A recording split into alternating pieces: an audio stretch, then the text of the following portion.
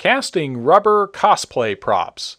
Today we're going to show how to cast rubber cosplay props to attach to costumes or create belts.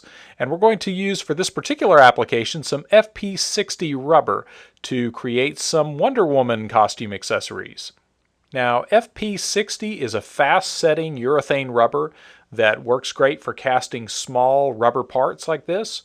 And for our mold, we'll be casting this into a Tensil 8030 silicone mold. And to aid in demolding and just to help with our metal powder sticking to the mold, we're going to spray a light coat of release into the mold. Now, since we want this to have a gold metallic finish, we're going to brush in some metallic powder into the surface of the mold. And this Pearl X powder is a pigment powder you can pick up at most art stores. Most of the larger art stores and hobby stores will have a selection of embossing powders or pearlescent pigments like this. And what we're going to do is just brush that into the surface of the mold, and we want to take care to apply a thin layer of that. You don't want too much metal powder. If you have too much built up, then it'll easily rub off the surface because you'll have excess there that's not bonded to the rubber part. The idea here is by brushing in a layer of our pigment powder, when we pour in the rubber behind it, the adhesive quality of the urethane rubber bonds to that powder and then pulls it out with the cast part. Now before we cast, we want to make sure our surface is level. And now we're ready to mix up and pour our rubber. Now again, we'll be using the FP series for this. And the FP stands for fast production. So this is a fast working time material, has a 4 to 5 minute working time, and about a 1 to 2 hour demold. Faster if you're in a warm environment. And this is a translucent material, so it's very easy to color and pigment according to our needs. And this rubber is available in several A values, which means, or softnesses. So all the way down to a Shore A15 and up to, in this case, a 60. Now we have a wide range of casting rubbers on our web store, so be sure to check out that section for more information. We have some really soft formulas and even up to some semi-rigid formulas. So I'll put a link in the video description. You can check that out and see the full range of products there. Now the FP-60 is mixed 2B to 1A by weight.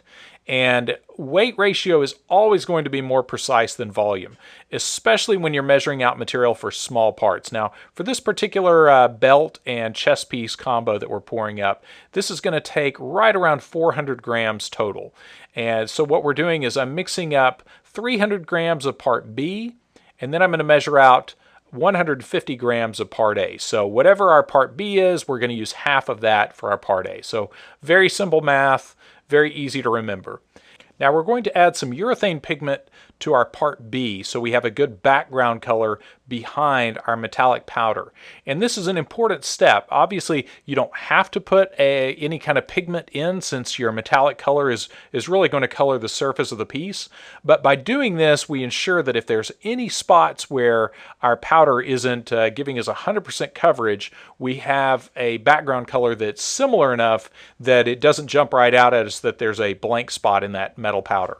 So it's always a good idea to mix in a similar base color. For metallics, we typically find something, a color that's similar to the metal that we're simulating. So here we're using kind of a goldish yellow to match that the background color of the gold powder.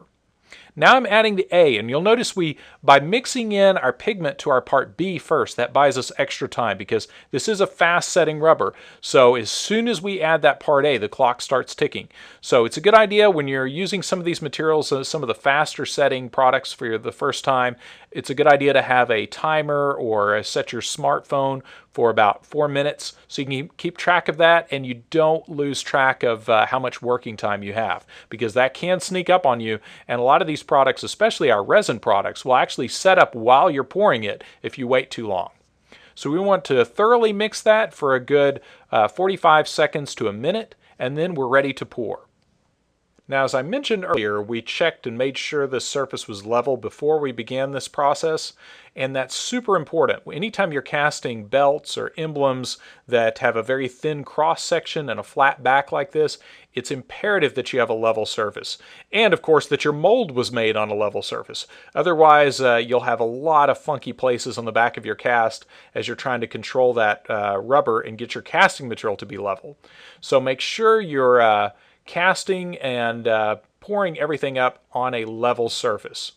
Now, one of the nice things about parts like this, once you pour up your first set of parts, since the FP doesn't shrink or expand or change in any way once it cures, you just put that on a scale and weigh it, and you know precisely how much rubber you have to make that part. And you can then write that in permanent marker on the back of the mold. So that's a great way to remember exactly how much rubber that you're going to need per part. Now what Patrick's doing there is just squeezing the ends of the molds anywhere it comes to a point to make sure that there's no air bubbles trapped in those areas that might mess up an otherwise nice cast. And now ready to set our timer and wait for our demold time.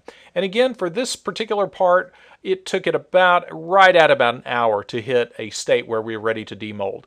And now ready to demold our cured parts. And remember that in the early stages, when even though it has handling strength and it's ready to demold, it's still going to be a little green and a little bit more flexible than it will once it cures for several more hours. Now these are pretty straightforward cast rubber parts here, but you can get more exotic with your casting process by pouring it in layers and embedding fabric or embedding belt material, webbing, any fasteners or anything like that could be embedded in this rubber. So there's a number of ways you can go about it, especially for any kind of cosplay accessories that you're making. It's always a good idea to pour it in layers and embed whatever you need to at that point. And one of the nice things about this particular rubber is it grabs that powder pigment very well so that it holds it in place and doesn't come off on your hand. So we have a very nice dry part that doesn't exude oil, and it's ready to attach to whatever kind of costume we want to. And of course, remember that the FP series materials are available on our web store at brickintheyard.com. We'll put links to all of the products we used in the video description, so be sure to check that out. And if this sort of thing interests you, you might want to check out our Instagram page where you can see pictures of a lot of the progress for upcoming YouTube videos and tutorials we're working on, and just a lot of crazy things that happen around our warehouse. So be sure to check us out online at brickintheyard.com.